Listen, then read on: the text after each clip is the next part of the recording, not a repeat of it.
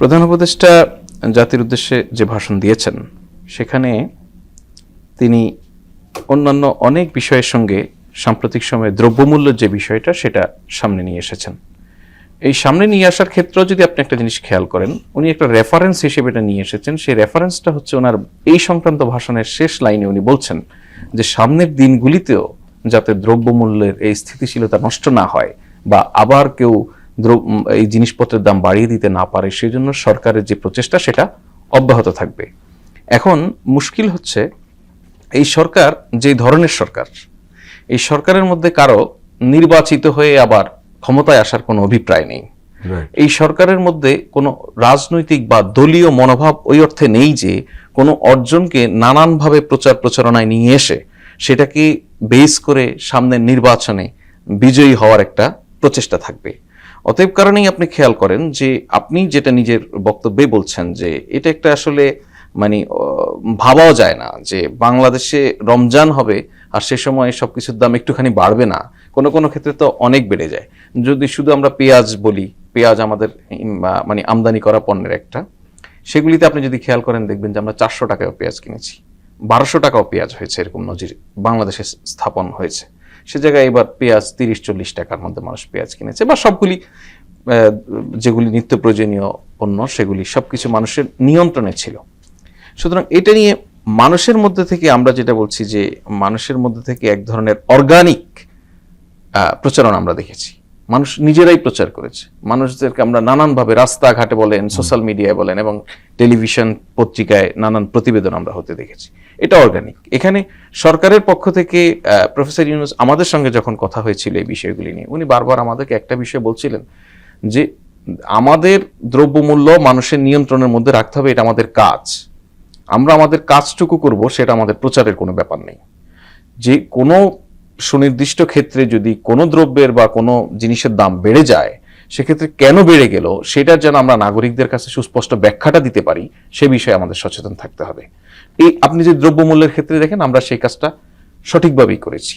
তেলের দামের বিষয়ে আপনি নিজেই রেফারেন্স হিসেবে বলছিলেন যে আপনার এই টকশোতে আমি বলছিলাম রমজানের একদম শুরুর দিন, হয়তো সেদিনই আমরা বলছিলাম যে তেল নিয়ে যে সংকট বা তেল নিয়ে যে অস্থিরতা সেটা এক সপ্তাহের মধ্যে সলিউশন হয়ে যাবে, হয়ে গেছে। চাল নিয়ে সমস্যার সৃষ্টি হয়েছিল, সেটা সমাধান হয়ে গেছে। এখন তেল এবং চাল এই দুইটা জিনিসকে আরো কিভাবে নিয়ন্ত্রণে আনা যায় সেজন্য সরকার খুবই সচেতন রয়েছে এবং খুব ভালোভাবে কাজ করছে। আশা করা যায় মানুষের এই যে দ্রব্যমূল্যের স্বস্তিটুকু দিয়েছে। সবচেয়ে বড় জিনিস আমরা যেটা বাজারে খেয়াল করেছি, যারা ক্রেতা তাদের চেয়ে বেশি স্বস্তি আমরা দেখেছি বিক্রেতাদের কাছে। আপনি দেখেন আমাদের এখানে বিক্রেতাদের একটা প্রবণতা থাকে বেশি মুনাফা করার। এবার ক্রেতাদের স্বস্তি দেখে বিক্রেতারা আনন্দ পেয়েছে যে মানুষদেরকে আমি স্বল্প মূল্যে দিতে পারছি, মানে এরকম বলছে যে এত কমে আর কখনো পান নাই, আর পাবেন না, নেন। এভাবে বিক্রেতারা বিক্রি করেছে, তারাও আনন্দ পেয়েছে। তাদের লাভ যে কম হয়েছে তা কিন্তু নয়, তার কেনা মূল্য কম, সে বিক্রি করেছে কম দামে, সেও আনন্দ পেয়েছে। মানুষকে ভোগান্তি না দেখতে পারলে কিন্তু বিক্রেতারা আনন্দ হয়েছে, সেটা হয়েছে। তো এই জায়গাটা সরকার আরো বেশি সচেতন যেন ভবিষ্যতে এই ধারাটা ধরে রাখা যায়, সেটা একটা বড় চ্যালেঞ্জ আপনি বলতে পারেন। এখন আমার সবসময় আতঙ্ক ছিল মূল্যস্ফীতি নিয়ে, বড় ধরনের আতঙ্ক। সেই মূল্যস্ফীতির জায়গায় আপনি যদি খেয়াল করেন যে 22 মাসের মধ্যে 1 ডিজিটে নেমে এসেছে, 10 অঙ্কের ঘরের নিচে নেমে এসেছে। এটা একটা বড় ঘটনা 22 মাসের মধ্যে।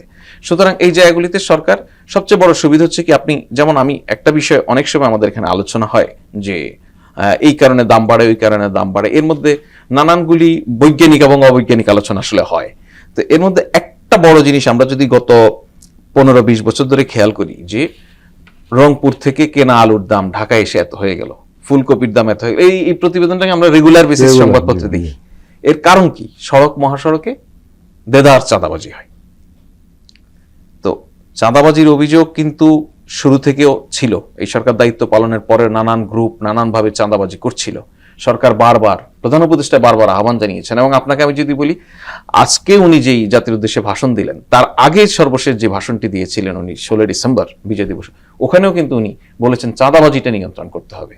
মানুষ কিন্তু সেটাতে আমি বলবো যে মানুষ সাড়া দিয়েছে, বা যারা দায়িত্বশীল রাজনৈতিক আছেন তারাও রেসপন্স করেছে। আদারওয়াইজ আপনি যেগুলি আমাদের ডোমেস্টিক প্রোডাক্ট, যেগুলি আমরা আমদানি করছি না, আমদানি ক্ষেত্রে আপনি বলতে পারেন যে আমি আমদানি শুল্ক কমিয়ে দিয়েছি মানুষের স্বস্তি নিশ্চিত করার জন্য, কিন্তু আমার যেগুলি ডোমেস্টিক প্রোডাক্ট সেগুলির মূল ধাক্কাটা কোথায় হয়? সড়ক মহাসড়কে চাঁদাবাজি। সুতরাং যখন আমি ঢাকার বাজারে দেখছি যে ফুলকপির দাম কমে গেছে, আমি যখন ঢাকার বাজারে দেখছি যে মানুষ কম দামে আলু কিনতে পারছে, তার মানে যেই জায়গাতে সমস্যা ছিল সেটা নিরসন হয়েছে। তবে সেটা আমরা বিশ্বাস করি এটা আরো নিরসন করা সম্ভব।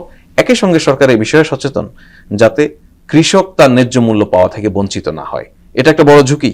আপনি যদি এক সিজনে কোনো প্রোডাক্টের কৃষক যদি ক্ষতিগ্রস্ত হয়, তিনি কিন্তু ওই একই জিনিস আর ফসল করতে চান না, তখন কিন্তু জাতিগতভাবে মানে পুরো দেশ কিন্তু ভোক্তারাই আবার ক্ষতির মধ্যে পড়বেন। সুতরাং এই জায়গায় সরকার আন্তরিকভাবে দেখছে যেন কৃষকের এন্ডেও তারা যেন ক্ষতির মধ্যে না পড়ে, সেই বিষয়টা নিয়েও কাজ করা হচ্ছে। আশা করা যাচ্ছে যে এই দ্রব্যমূল্যের যে ট্রেন্ডটা সরকার রমজানের আগে থেকে শুরু করে রমজানে একটা স্বস্তিদায়ক অবস্থায় নিয়ে আসতে সক্ষম হয়েছে, অধিকাংশ পণ্যের ক্ষেত্রেই এই ধারাবাহিকতা সরকার বজায় রাখার চেষ্টা করবে।